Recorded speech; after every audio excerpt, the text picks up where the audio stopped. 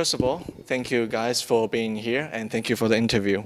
So, first of all, can you guys introduce yourself, do a brief introduction to our audience, and also tell us about your work, like what's your occupation? Yeah, thank you. Yeah, no worries. So my name is Juan. I am currently the Siggraph Asia 2016 VR Showcase co-chair, and my actual job is technical director resident at Pixar Animation Studios.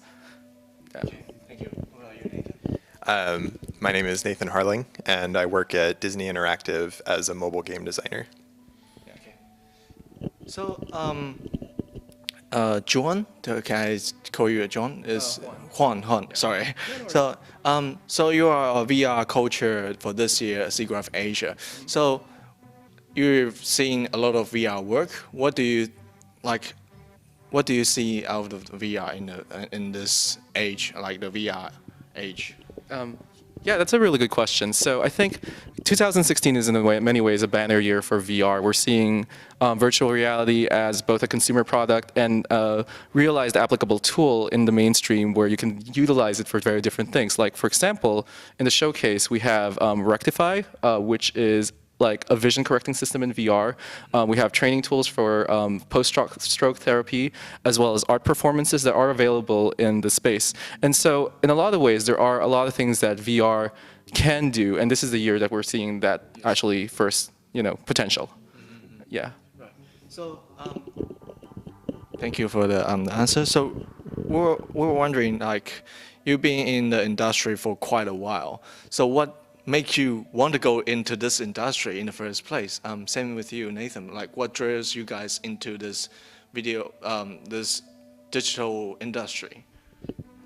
So for me, I think a lot of the times when I was a kid, I really wanted to do art, but and while I can draw, I mean, it takes me forever to draw, and I'm really impatient. And in many ways, computer graphics was kind of the roundabout way of doing that. A big part of the thing that I enjoy about Siggraph, and I enjoy about kind of what I'm doing at Pixar, and like being part of this showcase, is really that we have the opportunity to do things that lies at the crossroads of art and technology, and that is exactly a really great place to be creative while being technical at the same time. So, yeah.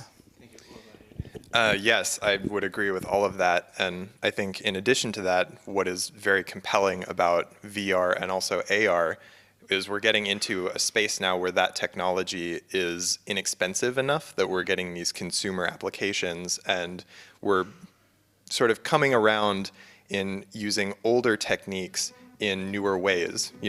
Moving pictures, movies are a very old and established technology at this point, but even something as simple as showing 2D moving images in a VR context is already changing things.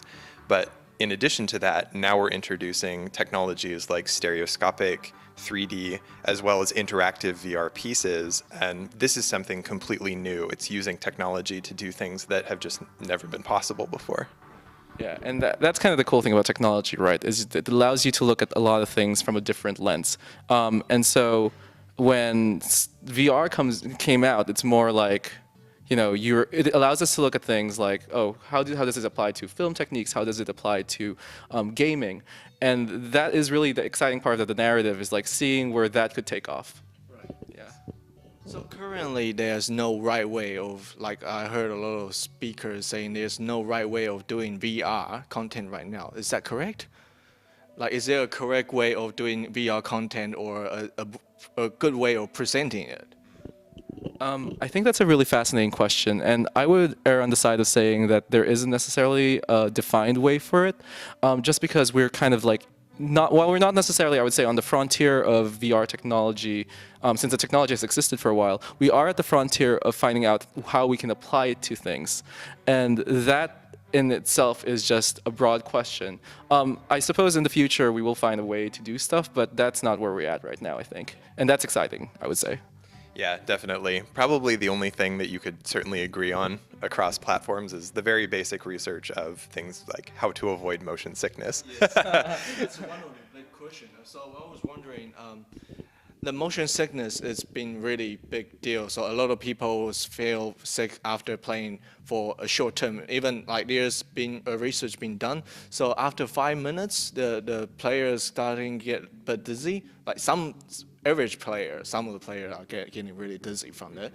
So how do you overcome? Is there a way of avoiding the sickness? Is it like upgrading the frame rate or anything else? Sure, I can say a few things about that. So yes, frame rate is definitely very important, and that's something that a lot of content creators now are sort of coming to terms with, because if you're developing for multiple platforms, now you have to optimize differently. Simple things like putting a reticle in so that the user has a fixed point in their vision. Other things like, instead of moving a camera, teleporting a camera. These are all the techniques that people are starting to figure out, much in the way that when movies were starting to be developed, people were understanding things like how to frame a shot, how to color correct, how to do actors' makeup so that they look good in the shot using the lighting that you need, and things like that. So it's, like we were saying before, there's no right way to do it, but there are definitely some fundamental points that are starting to be well understood that all content creators should be paying attention to. Yeah, so I think on that question, it's really fascinating to see what people are doing nowadays. Like, for example, Google, I think Google just recently got nominated, like, is on the short list for the Academy Award for their short Pearl, and that. And I think that in itself, in its 3D form, was fascinating, because from what I understand of it, it was really, part of it was an exercise to understand how do you deal with hard transitions in like that sort of like VR narrative, where it's really hard.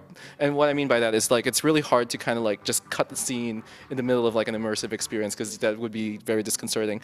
And it's surprisingly, they've done it extremely well. And you know, Oculus Story Studio is doing a lot of great work in terms of like trying to understand how do you do interactive content in VR while trying to tell that story as well. And I've seen a bit of their work, and it's fascinating. So, speaking of VR and AR, there's something called MR.